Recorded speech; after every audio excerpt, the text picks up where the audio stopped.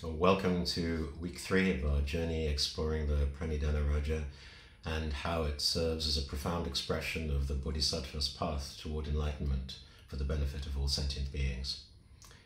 Week 1 was the program introduction, and last week, in week 2, we went through the verses on the benefits of reciting and practicing this King of Aspiration prayers. We've already touched on the text's focus on infinite aspiration, and this week we will dive into the importance of preparatory practices in cultivating the conditions necessary for spiritual growth and the actualization of this infinite or inconceivable aspiration. So this week we'll be covering the first 12 verses of the prayer, which comprise the 7-branch offering. This is a comprehensive set of practices meant to purify the mind and the heart, to cultivate merit, to purify negativities, and foster the development of bodhicitta, which is the mind aspiring towards enlightenment for the benefit of all sentient beings. As we've seen in previous weeks, the Pranidhana Raja is deeply revered in Mahayana Buddhism for its profound expression of the aspiration of bodhicitta, and also how it lays the groundwork for the Bodhisattva's infinite journey. And in Tibetan Buddhism, these 12 verses are often recited as a standalone prayer. The 7-branch offering has 7 preliminaries: prostration, offering, confession, rejoicing, requesting the Buddhas to turn the wheel of Dharma, requesting them not to enter nirvana, and dedication. Each practice addresses specific afflictions and karmic obstacles, functioning as antidotes that prepare the practitioner for the profound aspiration toward enlightenment. For those of you who are Nundro practitioners, you'll also recognize these practices as the foundations of the Nundro, or the preliminary practices. And in the same way that the practice of Nundro and the Vajrayana allows us to accumulate the merit to successfully practice sadhana, these 12 verses could be considered as a Nindro for the Pranidhana Raja itself, enabling us to engage more fully in the inconceivable verses that lie ahead of us.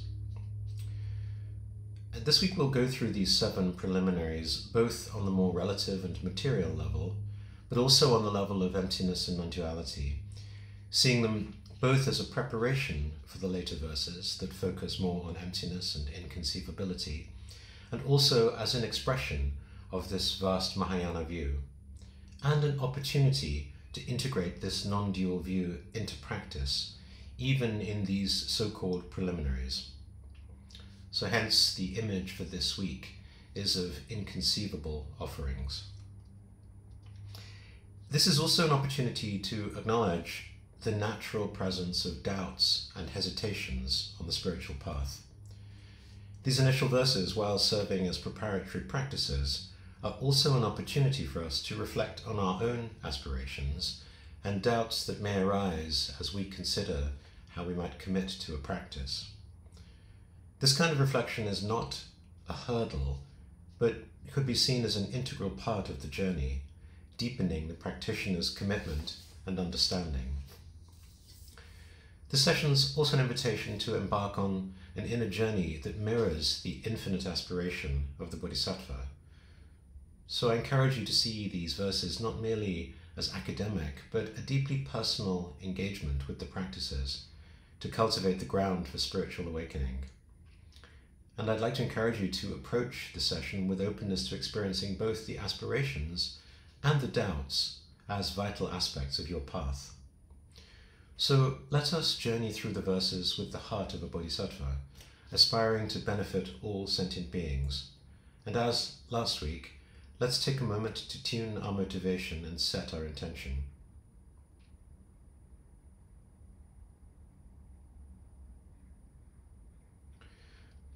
Okay, so let's turn to the verses. Now, in introducing them, Rinpoche said, in order to make your aspiration powerful, or even to actually have the ability to aspire, we need a few preparations. He said these are sort of easier parts, so I'm going to go through them very quickly. Which he did in general. But I will say that because they are also covering material that was in the Bodhisattva teachings, his teachings on Shantideva's Bodhicharyavatara, and also in the Nindra teachings. He has actually taught these topics in very great depth, but probably 20 years ago. So I wouldn't take his words to imply these are simplistic, but rather that we have a lot of material at our disposal already to study and practice these. He said, in order to create this ability to aspire, we try to accumulate merit by doing these 7 limb practices. And as Buddhists, we are followers of cause and effect. So first we need to persevere in gathering the necessary positive causes and conditions to fulfill this prayer. And we're all doing our best to cultivate aspiration and to put our aspiration into practice. But of course it doesn't always work out the way we intend. And this gap between our aspiration and our action is considered a lack of merit, or the lack of causes for fulfilling the aspiration. Which brings us back to habits and training. To use the mountain climbing analogy we used last week, if we don't have the right equipment, or if we haven't adequately invested in our physical fitness, we may not be able to complete the climb. However, bodhisattvas don't give up in the face of challenges. They redouble their aspiration and their practice so that things will be different going forwards.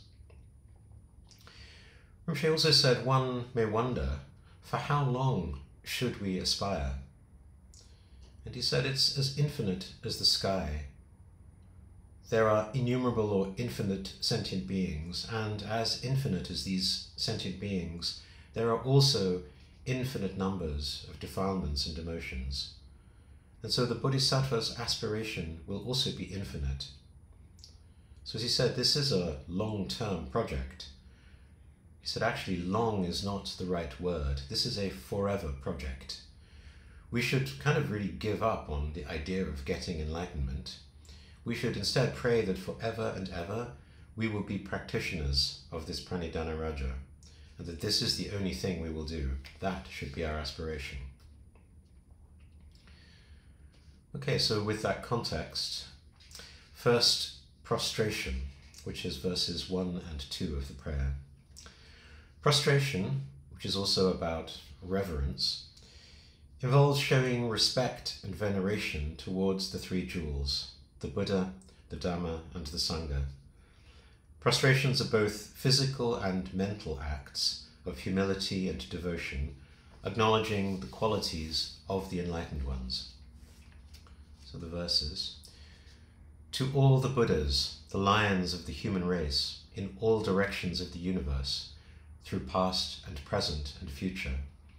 To every single one of you, I bow in homage. Devotion fills my body, speech, and mind. Through the power of this prayer, aspiring to good action, all the victorious ones appear, vivid here before my mind, and I multiply my body as many times as atoms in the universe, each one bowing in prostration to all the Buddhas. So, in commenting on these verses, Rinpoche talked a little bit about the visualization. He said, because of the power of the aspiration, it doesn't take any time to gather all these Tathagatas of the 10 directions in 3 times. The moment you want to aspire, they're all there, ready to be your witness, ready to be your support. And he said, I guess amongst all these hundreds and thousands of Buddhas, you should not forget the Bodhisattva Samantabhadra silently riding this giant beast, his elephant. He said he always likes to visualize hundreds of other elephants, sort of slowly moving. He said, I don't know if you've ever seen elephants. They're very silent. They're the biggest animals, but when they walk, you don't know. And also they have the most beautiful eyes. They have the most beautiful way of looking at you. They see you, but they always make you feel like they're not looking at you. Yes, so visualizing thousands of elephants would be good. It's considered a tendril, as it's said in Tibetan. Also, the person ourselves offering prostration is not just a single human making a single prostration, but one can imagine oneself manifesting in infinite numbers, as many as the atoms that could possibly exist in the whole universe. We might think of this perhaps as a Vajrayana method, but this is also a Mahayana way of thinking, a Mahayana attitude. So first, with the body, we offer prostration thinking that there are as many bodies as there are atoms in the universe prostrating along with us. And to whom do we prostrate?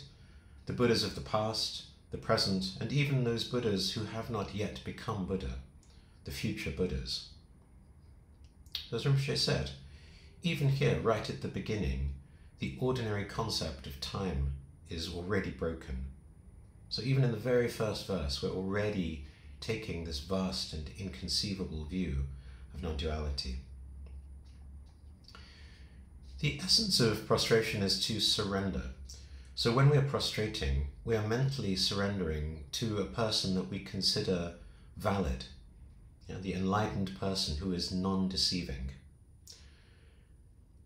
I think it's worth considering in our ordinary lives who it is that we are willing to bow down to, so to speak, right? Who do we wish to emulate? Who do we respect? Who do we surrender to? Who are we willing to follow? Who are our role models?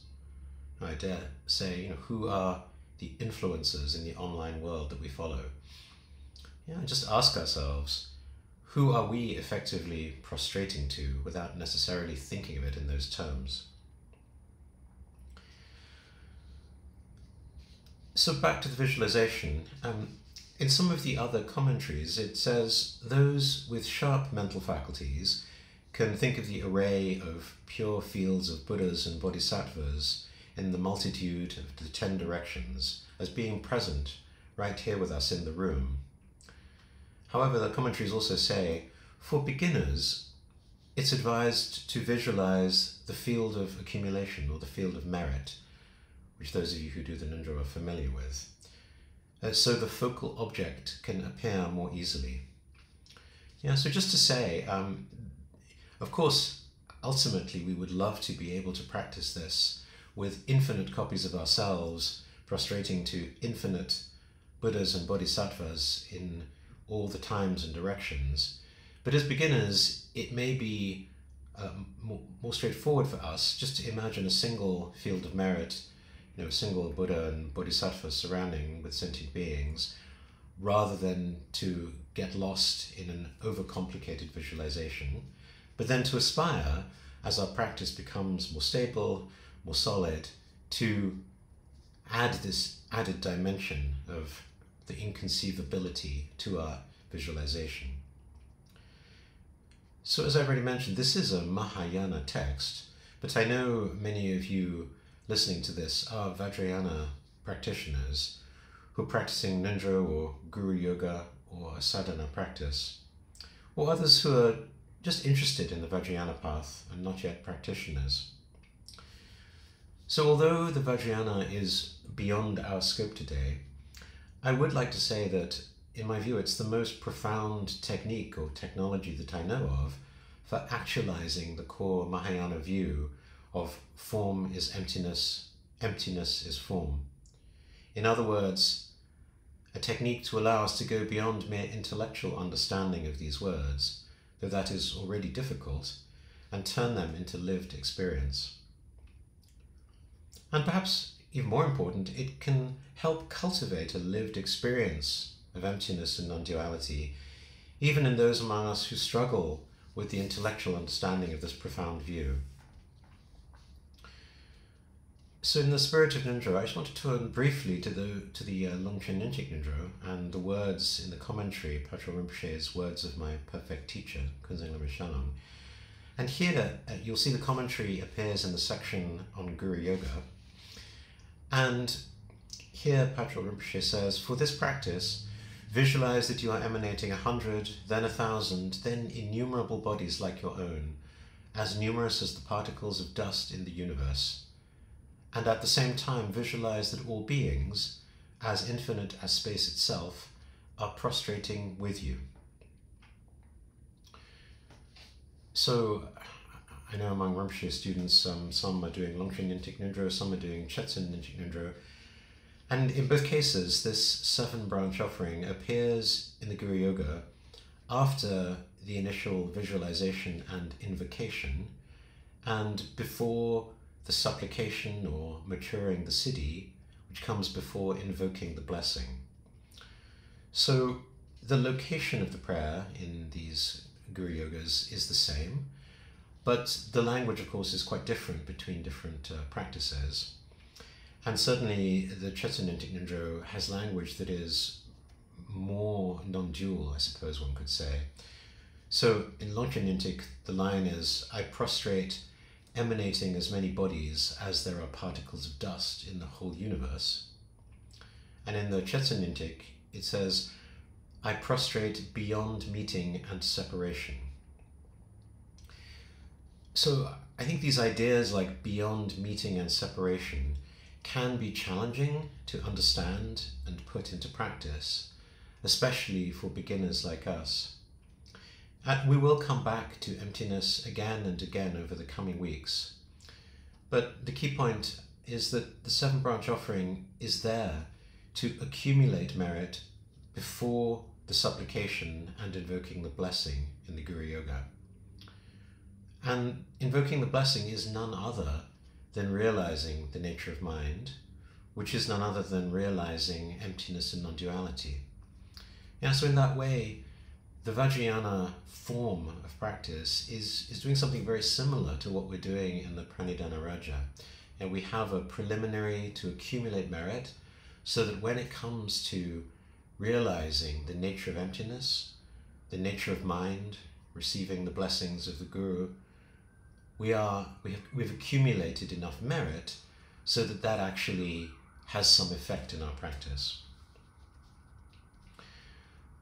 So I also want to give just an everyday example for each of these 7. And I encourage you to find ways in your own daily life of thinking how you might bring this to life in your moment-to-moment activities. So I considered the example of going to a grocery store. And how might you apply prostration or reverence in that example? Well, while you might not physically prostrate in a grocery store, you can practice this principle by cultivating a mindset of gratitude and respect. You can acknowledge the effort of countless individuals involved in producing and delivering the food to the shelves, from farmers to truck drivers to store employees. And this acknowledgement can help cultivate humility and a sense of interconnectedness. So I really invite you to be very creative with this kind of contemplation and visualization and practice. Find a way of making it come alive in your own life, whether it's when you're out in the world or at work, with your families, with your children, with your friends. Find ways of thinking to yourself, what would it mean to practice the 7-branch offering in this context, here and now? Okay, so the 2nd branch is offering, verses 3 to 7. And here we make offerings, both material, like flowers, incense, light, and so forth, and immaterial, such as the offering of our practice, or our merit, or our virtues. These offerings are made without any attachment or expectation of reward, aiming to cultivate generosity and reduce greed. Now hear the verses. In every atom preside as many Buddhas as there are atoms, and around them all their bodhisattva heirs. And so I imagine them filling completely the entire space of reality. Saluting them with an endless ocean of praise, with the sounds of an ocean of different melodies, I sing of the Buddha's noble qualities, and praise all those who have gone to perfect bliss. To every Buddha I make offerings of the loveliest flowers or beautiful garlands, of music and perfumed ointments, the best of parasols, the brightest lamps, and finest incense. To every Buddha I make offerings, exquisite garments, and the most fragrant scents, powdered incense heaped as high as Mount Meru, arranged in perfect symmetry. Then the vast and unsurpassable offerings, inspired by my devotion to all the Buddhas, and moved by the power of my faith in good actions, I prostrate and offer to all you victorious ones. So with these verses, Rinpoche is saying we declare the glory and the greatness of the Buddhas and Bodhisattvas to the three worlds, and then we offer whatever we human beings can think of as good and worthy of offering. For instance, flowers, garlands, music, perfume, parasols, lamps. And Rinpoche said each of these is very romantic. You have to think about being in India 2,500 years ago. He said, yeah, maybe nowadays you might give someone an iPhone charger, but 2,500 years ago there was no electricity.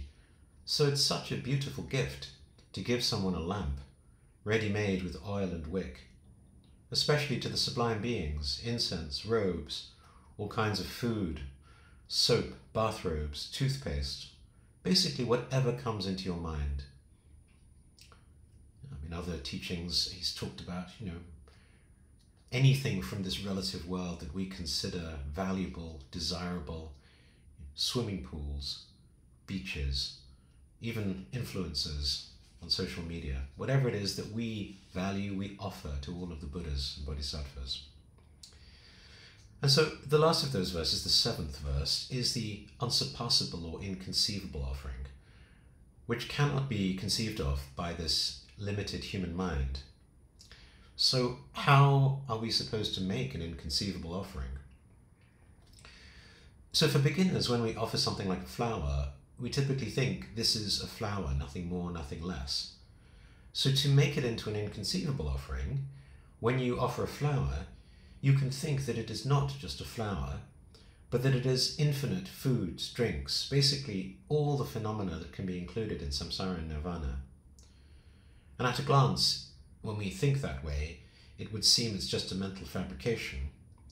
But Rinpoche insisted it's not just a mental fabrication, because if we think deeply, we realize even just one flower, because of different perceptions of different sentient beings, they will perceive it in very different ways. For example, if a goat were to wander in right now, probably the goat would relate to that flower as food rather than we might relate to it, and so on. So for the time being, for beginners, right, those of us who are on what's called the stage of aspiring conduct, in other words, the first two of the five paths, which is the paths of accumulation and the path of joining, the way to make an inconceivable offering is to approach it in that way, right, to think that one flower is not just one flower, but everything that could exist.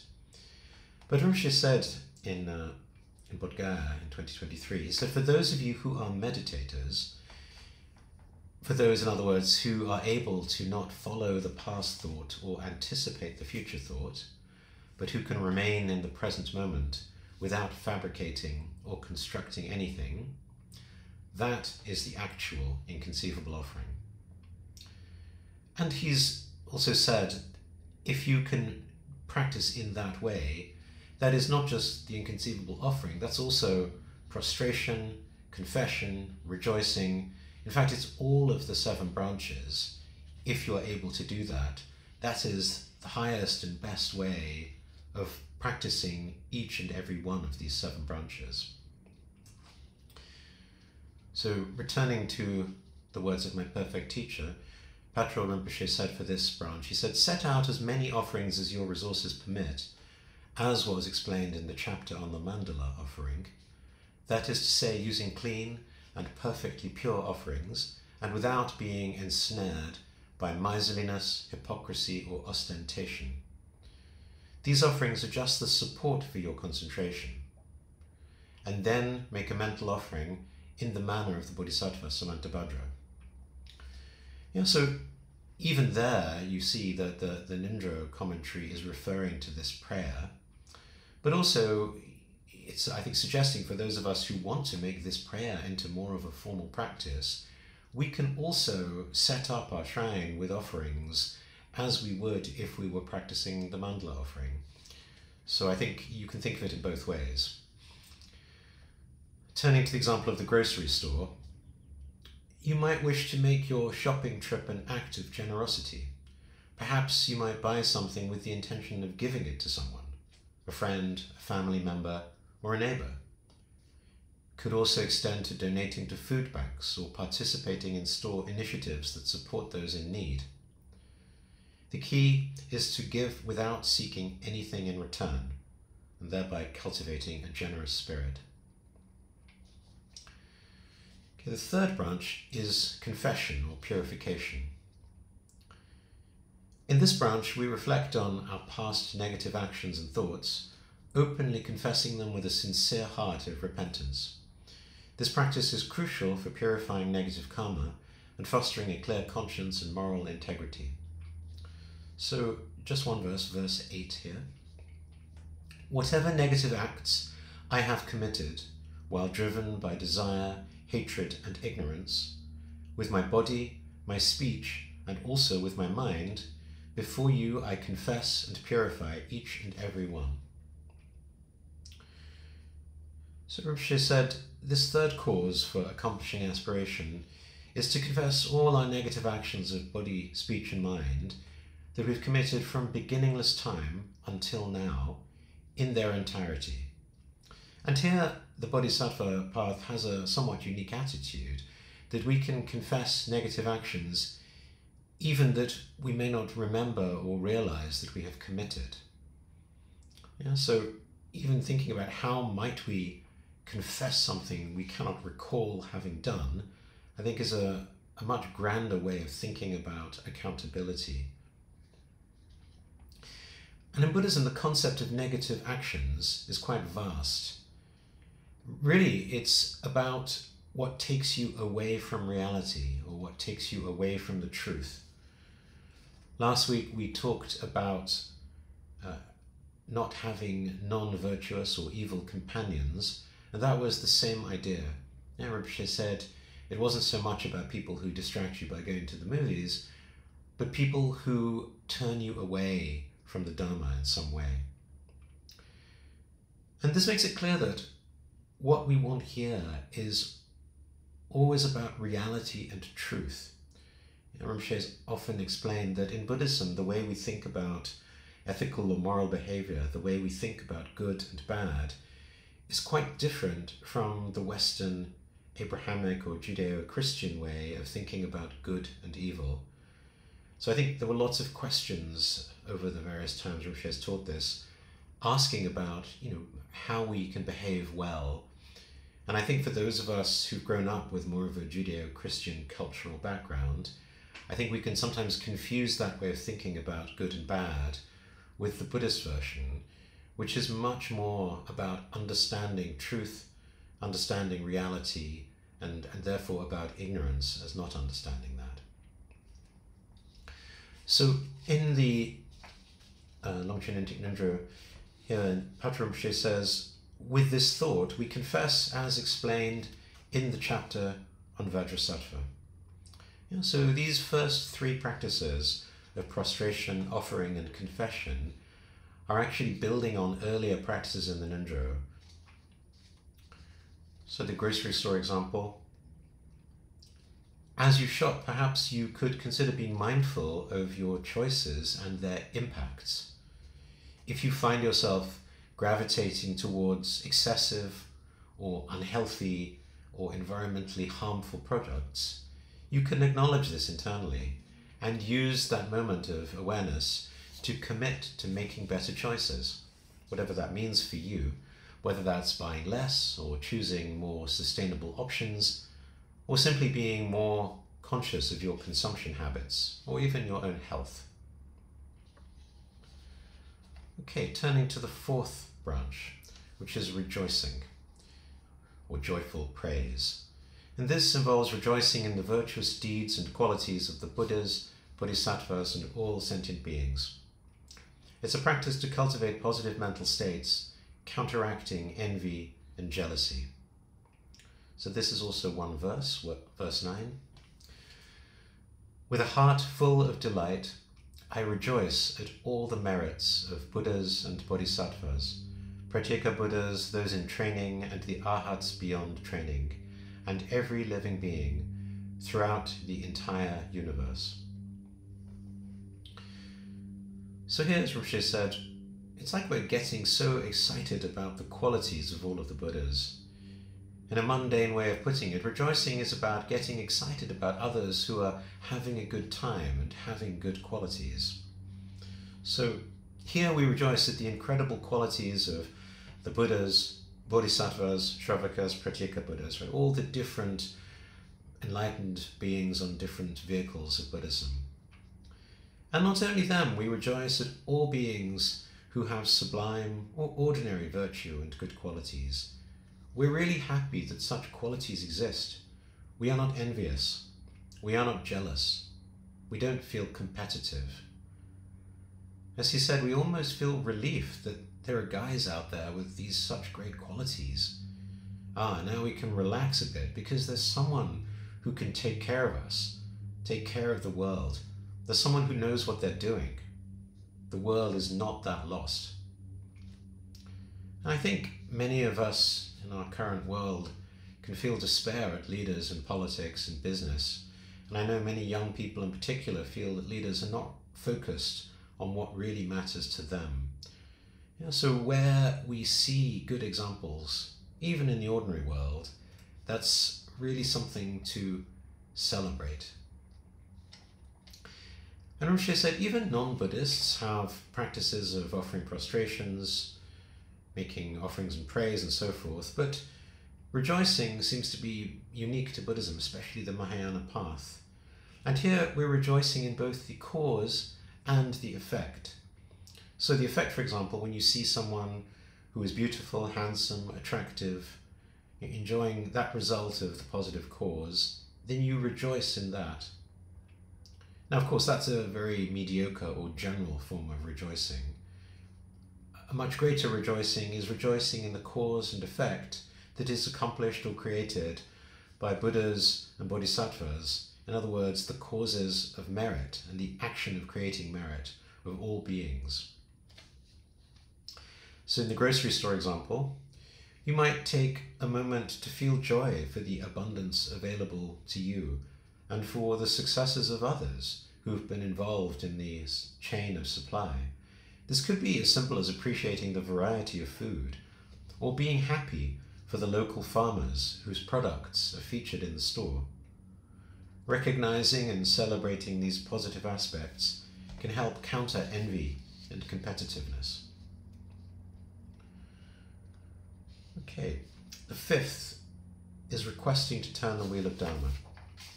And here we're requesting that the Buddhas and Bodhisattvas continue teaching the Dharma, ensuring that the teachings are available for the benefit of all beings, thus preventing the Dharma from fading away in this world. So one verse, verse 10.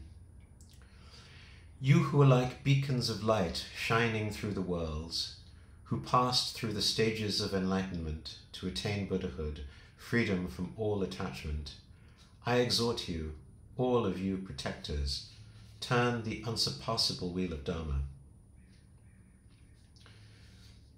So, as Rinpoche said, we're supplicating all of these Buddhas, who are the real illuminators of this world that is filled with darkness, and we're requesting them to teach, but also to point out our mistakes, to lead us to the right path, to answer our questions, to clear our doubt, to increase our enthusiasm, and generate our confidence towards the spiritual path. So I really like here this idea that turning the wheel of the Dharma is much more than just going through a text, but it's really engaging with us as a mitra, as a spiritual friend, helping point out our mistakes, inspiring us, generating confidence, something much more holistic. And so in that context, I think we can also bear in mind how we approach the Dharma, how we listen to the teachings. And going back to the words of my perfect teacher, there's the nice example of the 3 defects of a pot. So imagine you're trying to fill a pot with water. The first defect is if you simply don't listen, or if you get distracted, that's like having a pot that is turned upside down. You can't begin to fill it with water. The second example is having a pot with a hole in it.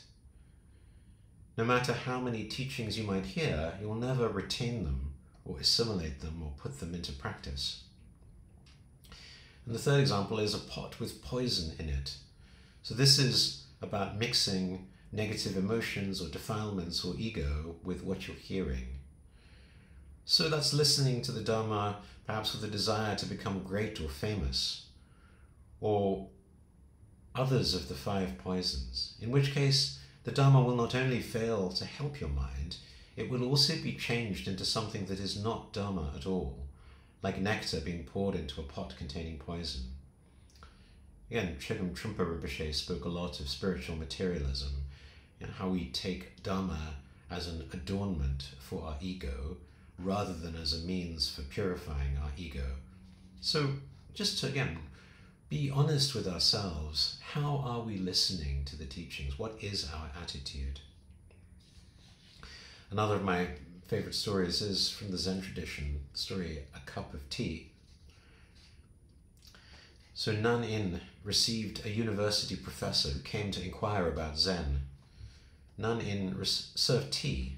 He poured his visitor's cup full and then kept on pouring. The professor watched the overflow until he could no longer restrain himself. "It is overfull. No more will go in." "Like this cup," Nan-in said, "you are full of your own opinions and speculations. How can I show you Zen until you first empty your cup?"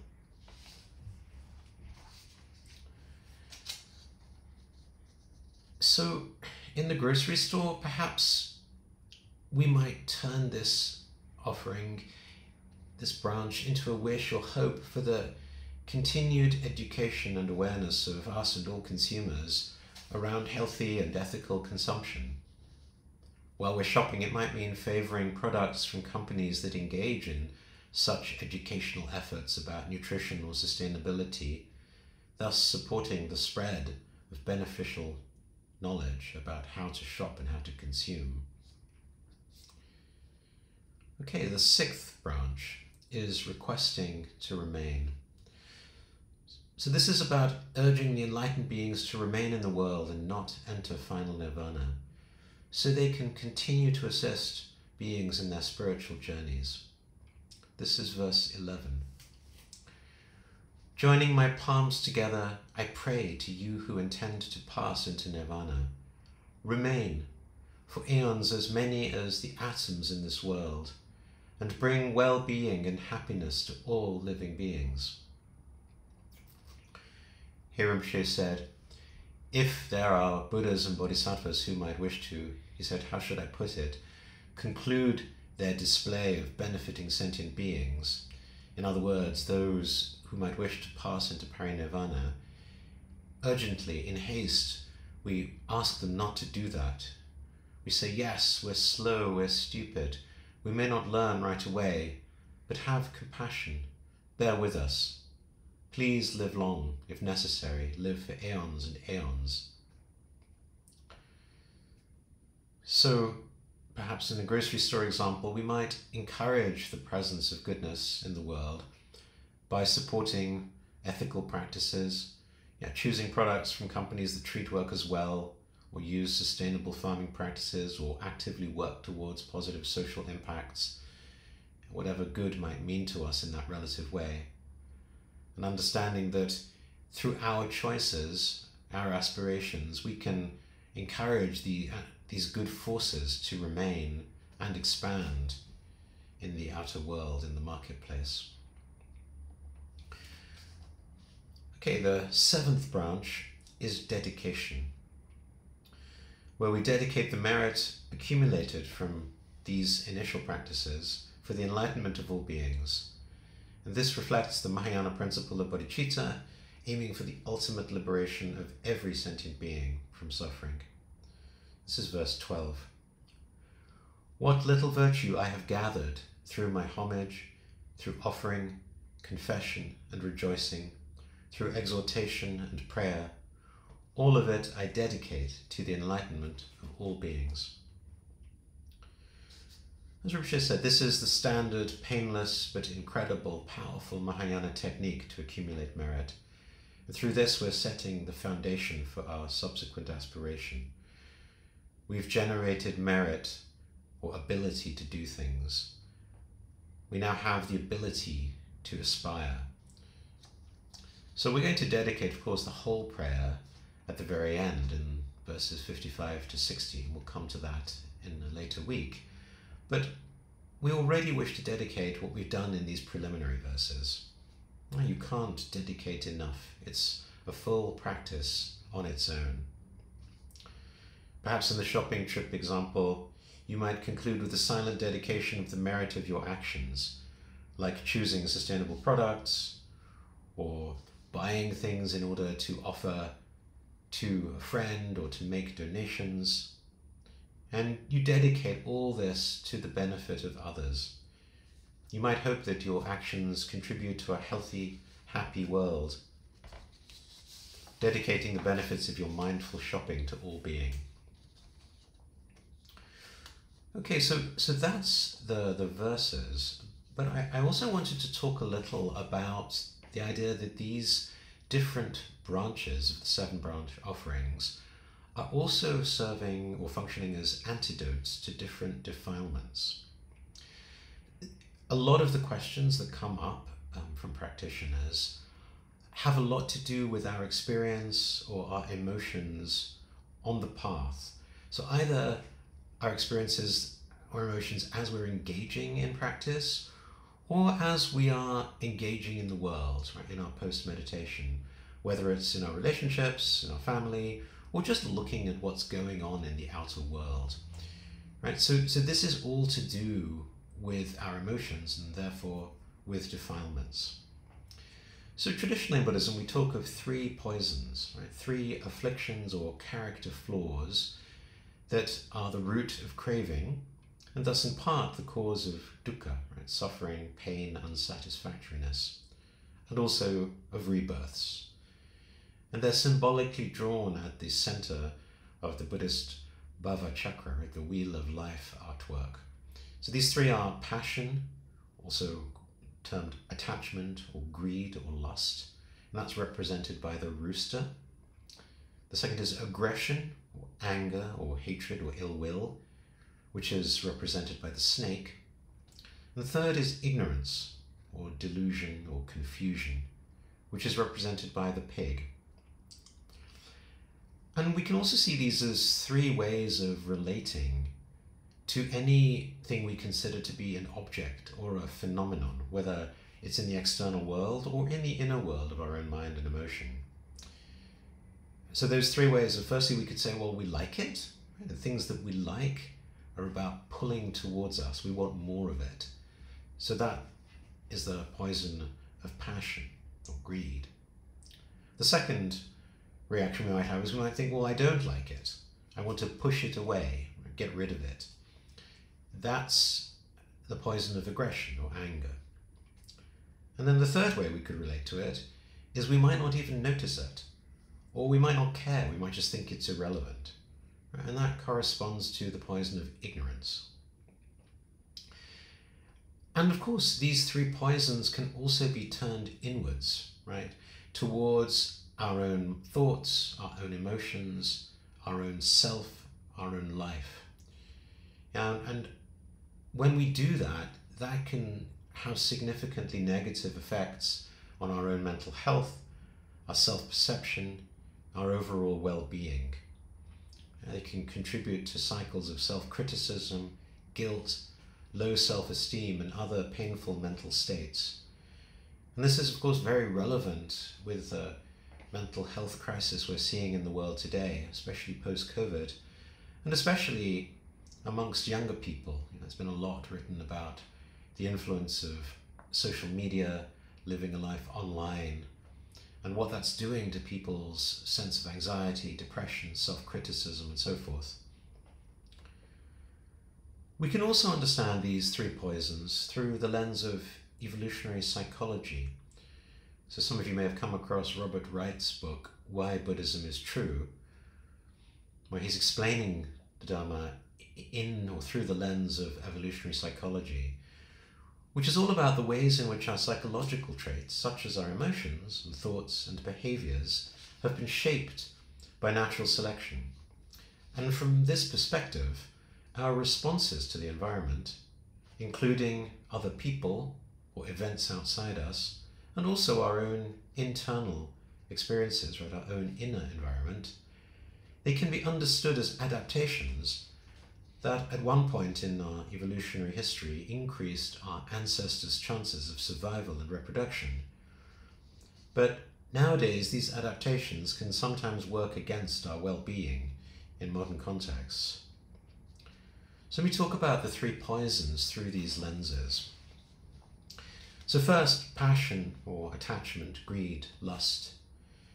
The evolutionary perspective would be that the drive towards attachment and the pursuit of pleasurable experiences like food, or sex, or social status can be understood as mechanisms that once ensured survival and reproductive success. For example, the desire for high-calorie foods and sexual partners at one point was very important in contributing to the survival of our genes, or our ancestors' genes. A Buddhist perspective would be that while natural and often enjoyable, attachment can lead to suffering when we cling to impermanent objects or experiences, then leading to disappointment, loss, and a cycle of continuous craving and addiction. We can integrate these by understanding that our attachments are often amplified by our evolutionary predispositions, and that can help us understand and gradually loosen the grip of these desires, perhaps finding contentment in simpler pleasures and deeper connections that are not solely based on instinctual drives. And if we think about how these might be turned inward, internalized passion can manifest as attachment to certain self-images, identities, or internal narratives that we believe are essential for our happiness or self-worth. It can include narcissism, an obsession with self-improvement, even to the point of never feeling good enough, a relentless pursuit of perfection, or clinging to past versions of ourselves that no longer serve us.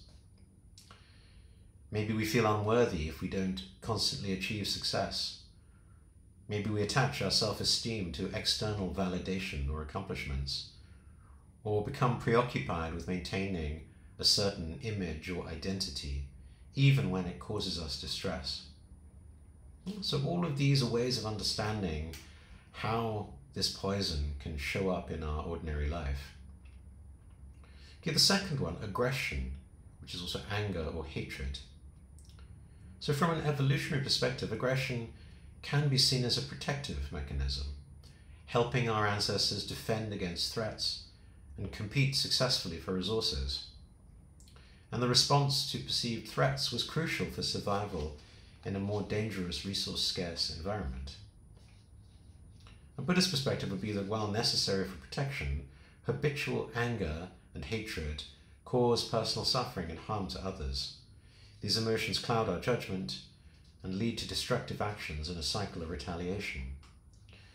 So if we understand that anger and hatred are evolutionary responses to threats, we can pause and ask ourselves whether an aggressive reaction is proportionate to the situation.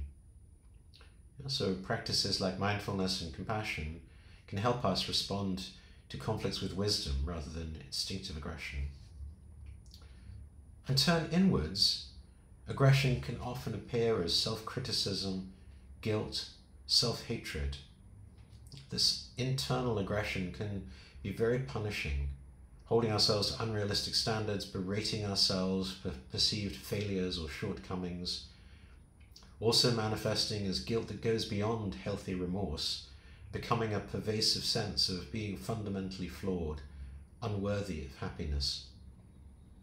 Now, many of us, especially in the era of social media, we engage in this kind of negative self-assessment or self-criticism, harsh self-talk, constantly feeling guilty for not meeting our self-imposed or societal standards, or experiencing intense feelings of self-loathing for our mistakes or our human imperfections.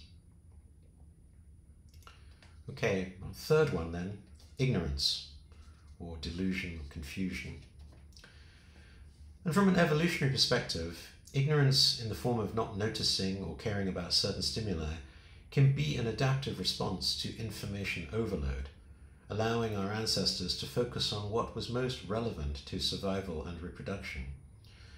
However, of course, this can also lead to a lack of awareness about important aspects of our environment and inner lives. From a Buddhist perspective, ignorance is the fundamental poison, the misperception of the nature of reality or truth, particularly the belief in the permanent self and the inherent existence of phenomena. And this misperception is seen as the root of all other suffering. So we could perhaps integrate these ideas by recognizing that our tendency to ignore or be indifferent to things that don't immediately seem relevant can sometimes be helpful in helping us focus, but that we can also cultivate mindfulness and awareness to check whether we're making the right choices. And we can turn towards things we might otherwise ignore or reject. We can begin to perceive the interconnectedness of all things and the impermanent nature of our experiences, and thereby align our awareness more closely with reality. So in this way, we're practicing both shamatha, learning to be non-distracted, learning to turn towards, but also vipassana, right? Learning to see things more accurately, more truthfully. Now, ignorance turned inwards manifests as a lack of self-awareness, misunderstanding of our true nature, unwillingness to see who we are. But it can also involve underestimating our potential, doubting our intrinsic worth, or harboring misperceptions about our abilities and limitations. We can be disconnected or not pay attention to our feelings, our needs, our aspirations, and we can live in ways that don't align with our true value or purposes. I think especially as Dharma practitioners, that kind of inner disconnection from our true aspiration, I think that's a gap that it will really help us to begin to close. Now, of course, in different Buddhist traditions or teachings, there are many different ways of talking about or enumerating these defilements. So in the Abhidhamma Kusha, the treasury of Abhidhamma, which was a systematic account written by the Indian Pandita Vasubandhu in the 5th or 4th century CE, that's considered the peak of scholarship in the Theravada vehicle. And there are 6 defilements. So the 3 poisons we've already discussed, right? Ignorance, attachment, anger, but also pride and doubt and wrong views. Another way of thinking about it is a way that's often seen in the Vajrayana, where we talk about 5 Buddha families, also 5 wisdoms, which are then the purified version of 5 poisons, right? So here we have the 3 poisons, but also pride and jealousy. So in different commentaries, there's many different ways that this 7-branch offering is explained as counteracting the various poisons. I'm going to use the example from a Tibetan master called Chiki Drakpa, who wrote a Nundro commentary called A Torch for the Path to Omniscience. And here he considers that the first of the offerings, the first branch, prostration or homage, is the antidote to pride. Pride is the overinflated sense of self-importance and superiority over others. It's a barrier to our learning and growth because it closes our mind to the wisdom of others.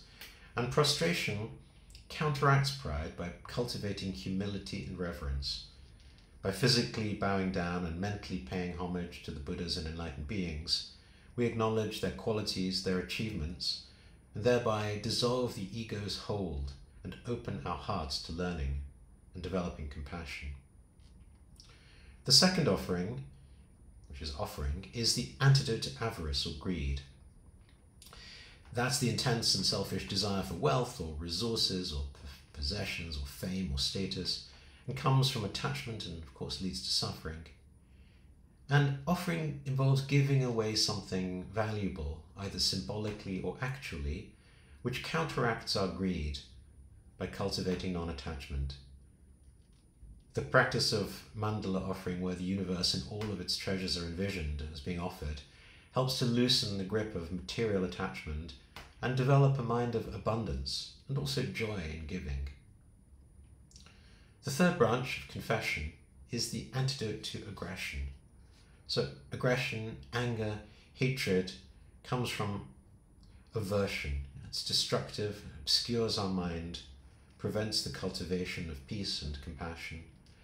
And confession involves acknowledging and purifying our own negative deeds, especially those driven by aggression or anger, which are often said in the teachings to be the strongest of all negative deeds. And reciting the Vajrasattva mantra or visualizing purification can transform the energy of aggression into wisdom and clarity, facilitating profound inner peace.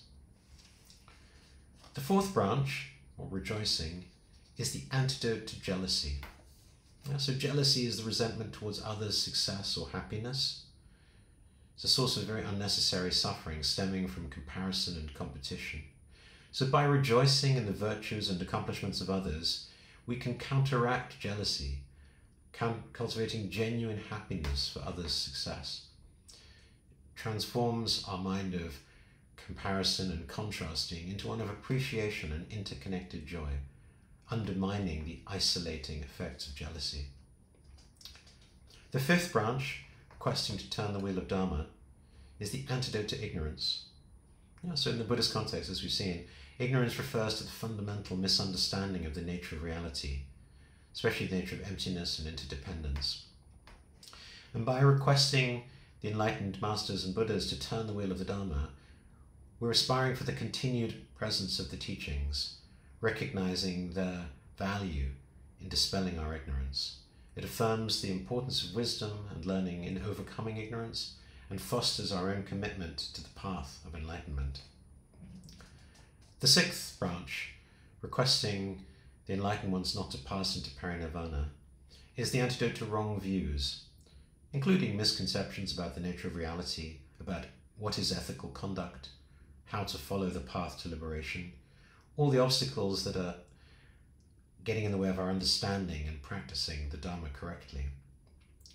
So this plea for the enlightened ones to remain is to ask them to guide beings, emphasize the value of correct teachings, maintaining our correct understanding and practice of Dharma, as Rinpoche explained earlier.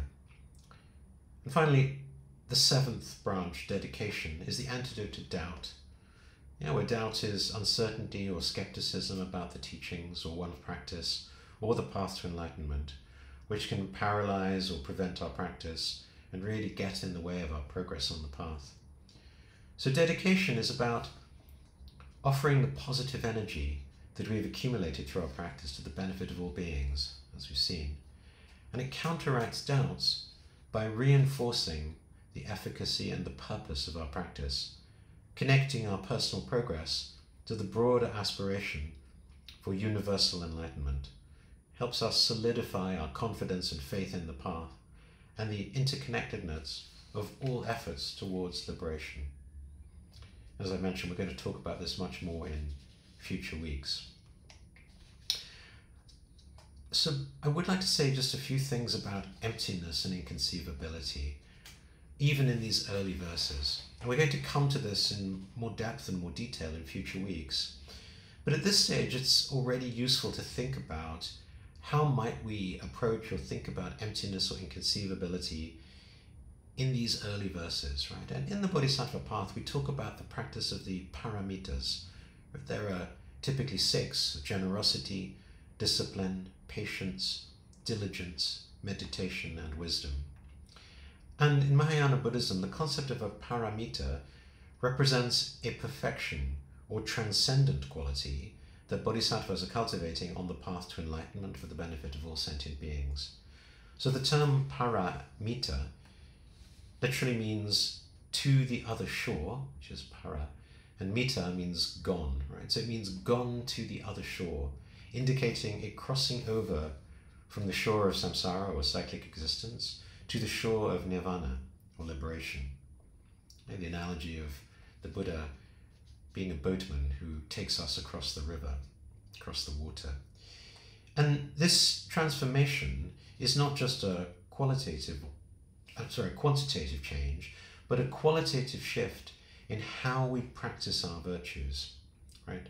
So for example, the ordinary practice of generosity in our everyday life is built on and extended to make the paramita of generosity. And we can think of this in 4 different ways that we're going beyond our ordinary generosity in terms of intention, wisdom, scope, and nature. So let me just give an example here with generosity. So in ordinary generosity, our acts of giving often come with expectations of gratitude or recognition, or perhaps a favorable outcome for ourselves.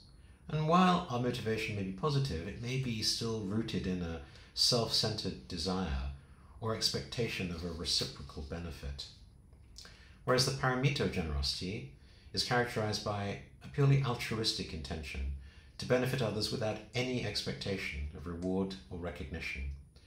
Our primary motivation is the welfare of others and ultimately the attainment of enlightenment for all beings. And our motivation is bodhicitta, aspiration to achieve enlightenment for helping all sentient beings. Okay, the difference in wisdom.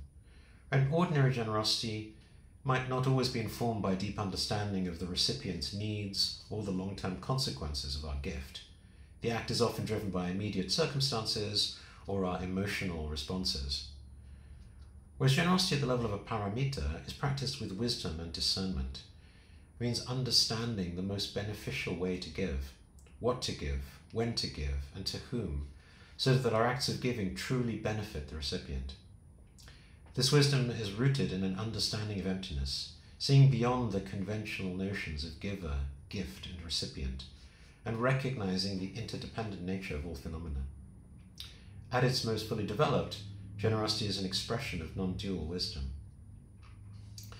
In terms of scope, ordinary generosity is usually limited, right? We are thinking of a relatively small number of beings, often directly confined to those within our immediate circle or community. Whereas the paramita of generosity has a boundless scope, aiming to benefit all beings without discrimination. The practitioner of generosity seeks to freely give without bias or prejudice, including giving material aid, protection from fear, and sharing the Dharma. And finally, the nature of the gift. Ordinarily, the gifts might be material or worldly benefits, which, while valuable, offer temporary relief or temporary happiness. With the paramita of generosity, while material gifts are not excluded, we want to encompass non-material gifts as well, such as fearlessness, love, and ultimately the gift of Dharma. The highest form of generosity is considered sharing the teachings that lead to liberation. So in essence, the transition from ordinary practices to their paramita counterparts involves a profound deepening of our motivation, an expansion of wisdom, and an extension of the scope of these virtues. Right, so the practice of these paramitas is what sets the bodhisattva path apart from ordinary good deeds, aiming not just for personal liberation but for the enlightenment of all beings. Right, so when we think about our practice of the King of Aspiration prayers, we think about the nature of what it is to engage in a paramita. I really encourage you to bear that in mind. And just thinking about how might we consider these 7 stages as we progress from beginners to, more able to integrate a realization of emptiness in our practice and in our path, I've put together some thoughts on how we might do that. So first, let's look at prostration. And I've got the same 4 stages for each of these, where we start before the path, right? Ordinary sentient beings who have not even committed to some sort of spiritual practice. Then there's the initial stage of practice, which tends to be more about early experiences, trying to solidify and clarify our understanding. The intermediate stage, where our understanding becomes a real lived experience, much more integrated with our emotions as well as our intellectual understanding. And then finally, a more advanced practitioner really has a more integrated or unified practice, where non-duality and emptiness are really infusing the practice. So with prostration, the first stage is indifference. Absence of reverence to the path, instead skepticism towards spiritual traditions. Then respect, where we have acts of reverence motivated by respect for the three jewels.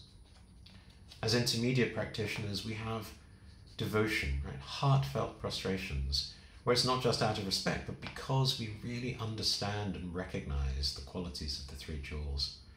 And finally, we reach a stage of unity, where prostrations are an experiential understanding of non-duality, reflecting the emptiness of inherent existence in the act, the practitioner, and the object of reverence. Okay, next, offering. Before the path, it's greed. We're dominated by greed and consumerism, unaware of the spiritual value or significance of offering. We then move to hope, where we make offerings in hope of merit or spiritual rewards. Then to genuine generosity, where our offerings are not just for spiritual rewards, but because we understand the importance of cultivating generosity and non-attachment on our path for the benefit of others. Finally, inseparability, where we realize the act of offering, offerer, and offering itself are expressions of emptiness that transcend conventional notions of giver and receiver. Confession starts with denial, unwillingness to acknowledge our faults. We then go to genuine regret and desire to purify, then taking a profound sense of responsibility and ethical commitment to our path and our practice. And finally, seeing the emptiness of actions, understanding that while actions in their imprints lack inherent existence, purification is nevertheless crucial to clear our obscurations, so we have a much more nuanced view of karma and emptiness. With rejoicing, we start out with envy. We struggle to find joy in others' success. Then we move to appreciation. We rejoice in others' virtues as an antidote to jealousy. Then our joy becomes genuine. We're truly able to celebrate all forms of virtue and progress in others, and in ourselves, of course. And finally, we see inherent goodness. We recognize that virtuous activity is an expression of the basic goodness and non-duality inherent in reality, and distinctions between self and other dissolve. Requesting to turn the wheel, initially indifference or even hostility towards the value of teachings. We then value teachings for the sake of personal growth. Then move to commitment, understanding the importance of Dharma transmission for all beings. And finally, see the ultimate transition. We request teachings with the recognition that the ultimate Dharma transcends words and concepts, and we aspire to realize the direct experience of non-duality and emptiness. Requesting to remain initially self-serving, we're not really thinking about spiritual guidance at all, we're just focusing on immediate and worldly desires. Then we transition to requesting, we realize that help would be of benefit.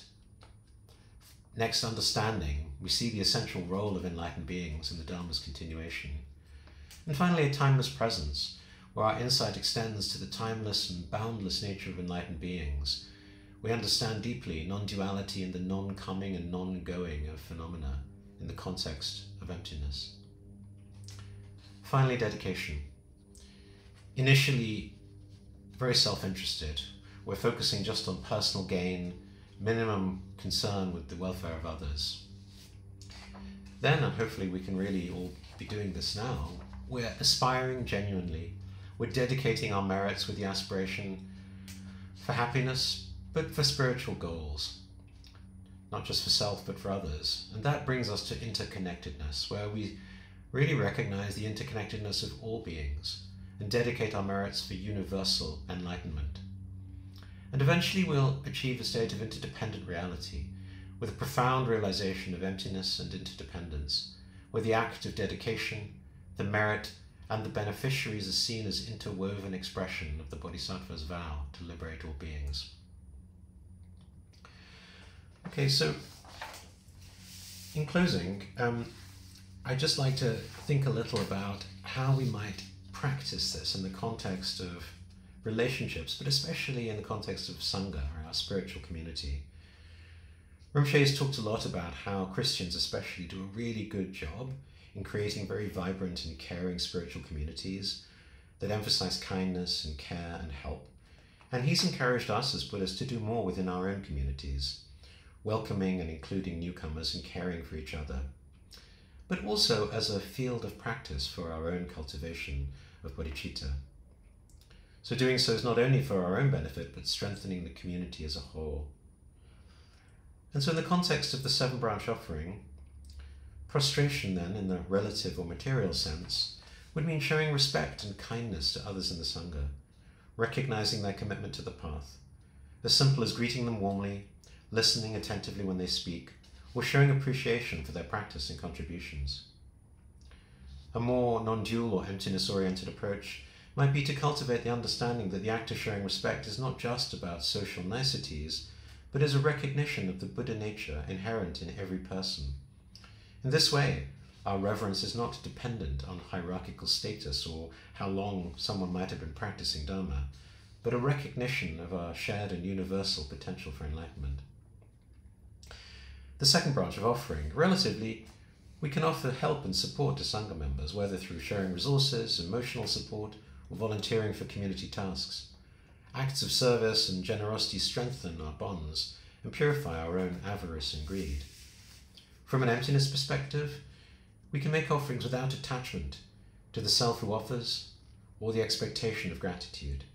We can understand these acts of generosity are expressions of interconnectedness, reflecting the practice of giving at a deeper, more profound level. The third branch of confession. Relatively, when there are conflicts or misunderstandings in the Sangha with our friends and colleagues, we can take responsibility for our part. We can apologize, we can seek reconciliation as practical applications of this third branch. More ultimately, we can reflect that the nature of mistakes and conflicts arises from a web of conditions and lacks inherent existence. This practice can foster a more compassionate approach to resolving difficulties, and one not fixated on blame but focused on mutual growth and deeper understanding. The fourth, rejoicing. Relatively, we can actively celebrate the achievements and virtues of Sangha members. We can encourage and support each other's practice and accomplishments, and thereby foster a positive and uplifting environment. More ultimately, we can rejoice with the understanding that the virtues and achievements are the manifestations of the same ultimate nature that we all share, dissolving any sense of separation or competition. Fifth, requesting the turning of the wheel of Dharma.